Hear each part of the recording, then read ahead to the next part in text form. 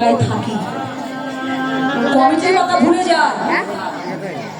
আমরা আলোচনা করি দিদি অমুক জায়গা থেকে ফোন করেছে, কোথা থেকে বলছে গান করতে গিয়েছিলাম, অমুক বাড়ি থাকতে দিয়েছিল, এত সুন্দর ব্যবহার করেছিল, দিদি মনে আছে কি সুন্দর আপ্যায়ন করেছিল। যে বাড়িতে থাকতে দেয় সেই বাড়ির কথাটাই আমাদের মনে থাকে, কমিটির কথা কিন্তু মনে থাকে। জানবেন এটাই সব থেকে বড় কথা, এটাই আমরা ভুলে যাই যে অতিথি ঘরে আসলে কেমন ভাবে আপ্যায়নটা করতে হয় এটা জানবে। সন্তানকে শিক্ষা দেবেন, ঘরে গুরুজন আসলে মাথাটা নত জানি করতে। পিতা মাতার শিক্ষায় শিক্ষিত না হলে কখনো সন্তান তো সুশিক্ষিত হতে পারে না, তারে কি মা বলে? এই যে গৃহকর্তা অনুষ্ঠান করছে, কমিটি অনুষ্ঠান করছে, এই যে বাজার বসিয়েছে হরিনামের বাজার, বলুন তো তিনি কি একার কারো মঙ্গলের জন্য হরিনামের বাজারটা কি বসিয়েছিল? এই অর্থটা রেখে দিলে তাদের কত কল্যাণ হতো, ব্যাংকে সুদ আরো বাড়তো, আসলে বাড়তো, কিন্তু এই পয়সাটা খরচ করছে তার নিজের কল্যাণের জন্য না বাবা, জগতের কল্যাণের জন্য। এখানে হরিনাম হচ্ছে, এই নামের দ্বারাই যদি এই গ্রামের কল্যাণ হয়, ভক্তের কল্যাণ হয়, জগৎ মঙ্গলের জন্যই কিন্তু হরিনাম প্রচার হচ্ছে। ভাবুন কত বড় হৃদয় না হলে এই অর্থ খরচ করে শুধুমাত্র আপনাদের সবার জন্য মহতি হরিবাসন নির্মাণ করতে পেরেছে। জয় রাধে রাধে। সেবাই হলো পরম ধর্ম। যেখানে সেবা হচ্ছে, এখানে 3 দিন ধরে আছি আমি, 3 দিন ধরে দেখছি কত ভক্ত সেবা করে যাচ্ছে। ভগবান কোথায় আছে? ভগবান কি বিগ্রহের মধ্যে থাকে? ভগবান থাকে মানুষের হৃদয়ে, ভক্তের হৃদয়ে ভগবানের সতত বিশ্রাম। এই যে ভক্ত সেবা হচ্ছে, সেবাই হলো পরম ধর্ম। এখানে কিন্তু ভক্তের মধ্যেই ভগবান সেবা করে যাচ্ছে। জয় রাধে রাধে। গোবিন্দ বলেছেন না বাবা, নাহং তিষ্ঠামি বৈকুণ্ঠে নাহং জগদাং হৃদয় নাচ মাত ভক্ত যত্র গায়ন্তি তত্র তিষ্ঠামি হরিনাম। আমি গোলকেও থাকি না, জগতের হৃদয়েও থাকি না, আমি থাকি ভক্তের হৃদয় কোমল ভক্তিতে। যে ভক্ত আমাকে আপন হয়ে রাখতে পারে, ভক্ত হৃদয় মাঝে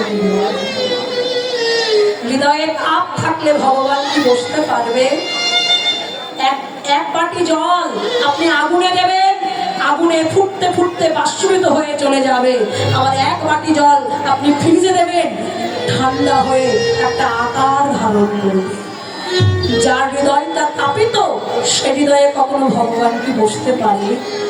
যার হৃদয়টা শীতল হয়ে আছে, ভগবান তো হৃদয়ে মাঝে বিরাজিত। মানুষ হয়ে আগে মানুষকে ভালোবাসতে শিখুন, তারপরে আপনি মন্দিরে ঠাকুর প্রতিষ্ঠিত করবেন। যে মানুষকে ভালোবাসতে জানে না, সে ভগবানকেও ভালোবাসতে জানে না। কেননা মানুষের মধ্যেই তো ভগবান। গৃহকর্তা আমাদের থাকবার ব্যবস্থা এত সুন্দর করে দিয়েছেন, সত্যি আমরা মুগ্ধ। আমি কামনা করবো এহেন হরিবাসর যেন প্রতি বছর আরো বড় করে আপনাদের মনে আনন্দ দান করে। জয় রাধে রাধে।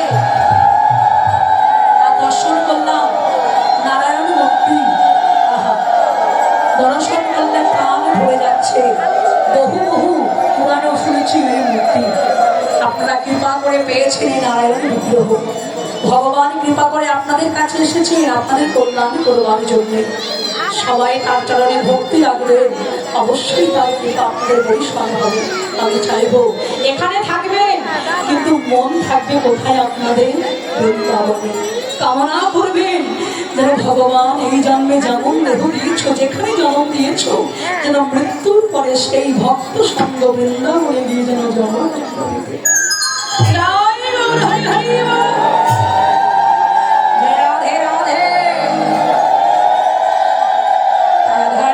বসে বসে আরেকটি কথা বলতেই হবে। আমার এবার ভাই যার মাধ্যমে এসেছি তার নামটা না বললে হয় না বাবা। জগতে অনেক বন্ধু আছে, কিন্তু ভক্ত সঙ্গতে দর্শন, তোমার এই মালা জপমালা হয়ে যাবে। বলছি কেন? তোমার বধূ তোমার এই সেবায় লাগবে না, এই মালা তোমার বধূর গলায় লাগবে না। কেন? আমি দেখে এলাম তোমার গোবিন্দ বিরজার কুঞ্জে প্রবেশ করেছে। বিরজা যেই শুনেছে রাধারানী আলু থালু মিশে ছুটতে ছুটতে ছুটতে যেই বিরজার কুঞ্জের কাছে এসেছে, দেখে সত্যি সত্যি দাঁড়িয়ে হয়েছে শ্রীরাম। শ্রীরাম যখন দাঁড়িয়ে হয়েছে, নিশ্চয়ই গোবিন্দ ভিতরে আছে। রাধারানী ছুটে গিয়ে যে দ্বারে প্রবেশ করতে যাবে, অমনি শ্রীরাম দুটি বাহু তুলে দ্বার রুদ্ধ করে দাঁড়ালেন। রাধারানী, দ্বারে তোমাকে তো প্রবেশ করতে দেব না। বলছে কেন? রাধারানীর গোবিন্দের অনুমতি বিনা এই দ্বারে তোমার প্রবেশ করা যাবে না। এটা আমার গোবিন্দের আদেশ। ও শ্রীরাম, তুই যে আমার ভাই, একবার দ্বার ছেড়ে দে শ্রীরাম, এমন করিস না ভাই।